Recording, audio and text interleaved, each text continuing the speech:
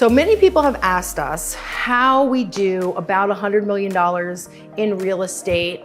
And we just have a small team of two, my husband and myself, and also a virtual assistant and a showing agent. So when you look from the outside in, we don't have a huge team like some of these people are putting up super high numbers, have a lot of agents on their team. What we've done is we've run it lean and mean. Some of the things that I would have to tell you is number one, I am self-motivated, self-starter, up every day working, taking it just like it was a regular job.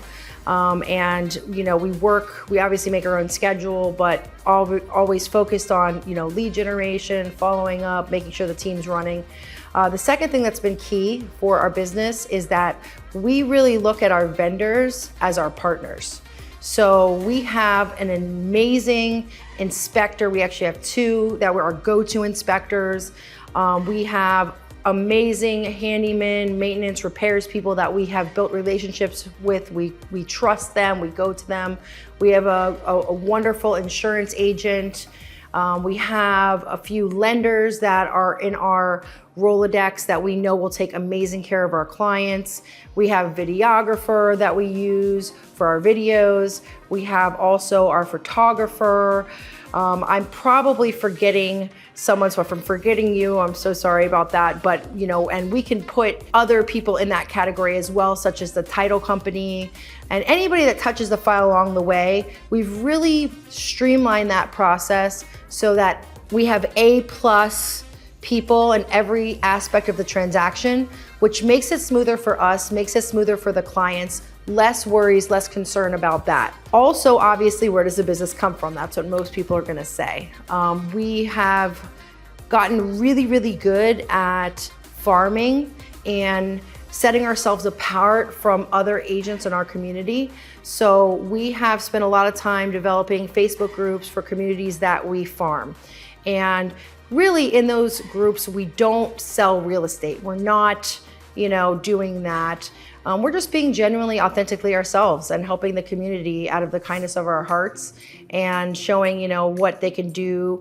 Maybe if they have questions on their property taxes or new restaurants that are gonna be in the community, or putting together parties for owners, which are things that we generally love to do and we generally like our neighbors. So we actually enjoy doing that. So it's just something that we've kind of taken out of our personal life that we've incorporated that has really worked for us.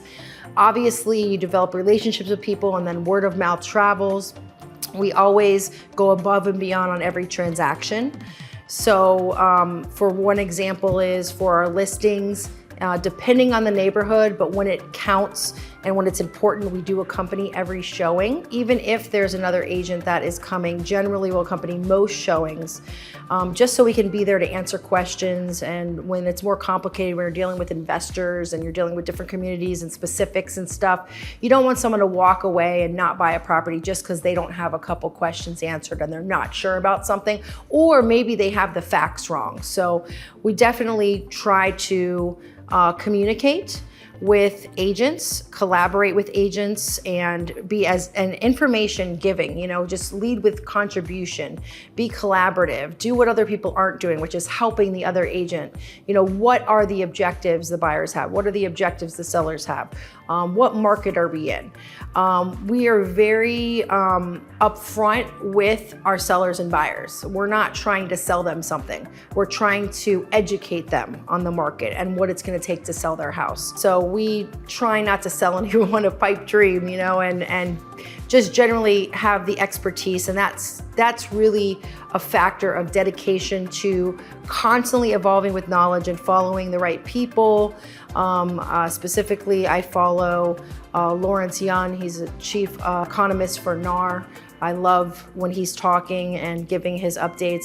And then Barry Habib, who a lot of people in the mortgage industry follow. He's been really good with interest rates, staying away from the news, trying to help navigate our customers to understanding what the real market is and not get lost, because it's so easy to get lost in the noise.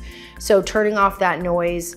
We also give free tax advice with our transaction. I understand that that's not something that everybody can do, but the point with that is you can find your niche and what is it that you can add to the transaction or add the value to your customer that other people cannot do. Obviously, you have to learn as much as you can, be confident, be persistent. But once you build that clientele and farm certain areas, and you can really, over time, once you build that really good reputation, that takes time and effort to build, definitely hard work.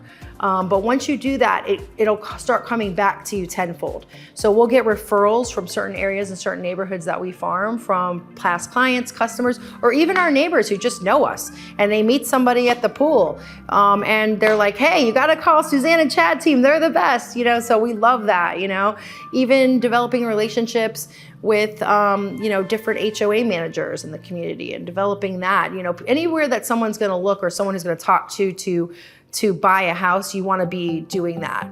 Another thing that we do is we try to advertise on social media. I think a lot of people do that, but we try to be informative and things that are going to interest people. So we're not just going to put out, every house we sold or just, the same old post. We try to be educational as much as we can with our videos and our posts. And always, the best thing I could say is just work hard, keep doing what you're doing, figure out your area to farm, figure out your niche, stick to it, get a great team. Your vendors are your team. How the transaction goes from start to finish.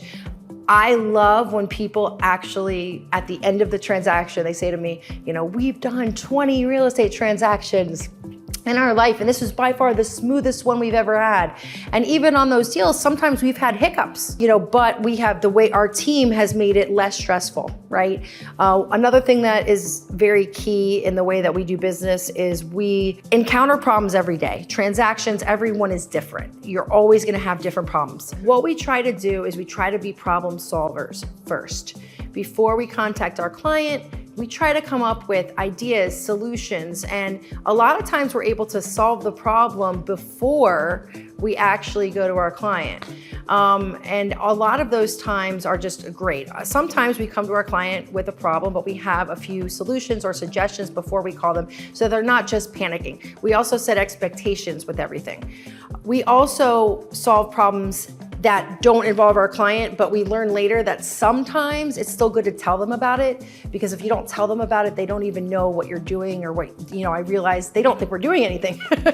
So I'll go to them and say, okay, A, B, and C happened. Here's how we solved it. Didn't want to bother you, stress you out, but just want you to know it was taken care of. It doesn't have to be a big, long conversation, but just so they know that you did something that went above and beyond. Always ask for reviews is another thing that I want to mention. Reviews are great. I love when people, they look at our website, look at our reviews, look at that. So you want to build that up over time, because that creates a lot of comfort in new customers. When they see that you have a lot of 5-star reviews, they read your reviews, you seem like an authentic person, and that you've gone above and beyond. I think we had one lady that wrote, who returns your cable equipment when you sell a house, and who takes care of this, and it was like, nobody, no realtors I know. And we did that for our customers, returning the cable equipment, making sure that their accounts were taken care of so they wouldn't be charged for that equipment. Just things like little things like that go a really long way. If you really put yourself in your customer's shoes, what would be stressing you out if you were selling your house and you were moving, especially if you're relocating to another state? What are the missing things? Always remind your clients, even when they close, some agents, they just close and they move on, but a seller, needs to contact their bank to make sure that they know they have the right address, for example, on where their refund check should go for their escrows. They need to contact their insurance company to send the closing statement so that they can get a refund on their insurance. They want to make sure, little things like that. You want to make sure you're having those little touches after closing too, because it also shows your customer that you care beyond just a commission, and that you actually care about them as a human being and a person too, and that you're not just done when the transaction's done. So those are some of the things that I would recommend to anybody who's really trying to run a robust business. You can still have other agents on your team, and I'm definitely super impressed with all the big teams. It's just our choice to run a lean and mean team, and there is ways to do it, as I've just gone over. So if you have any questions, just feel free to get in touch and check out our other videos.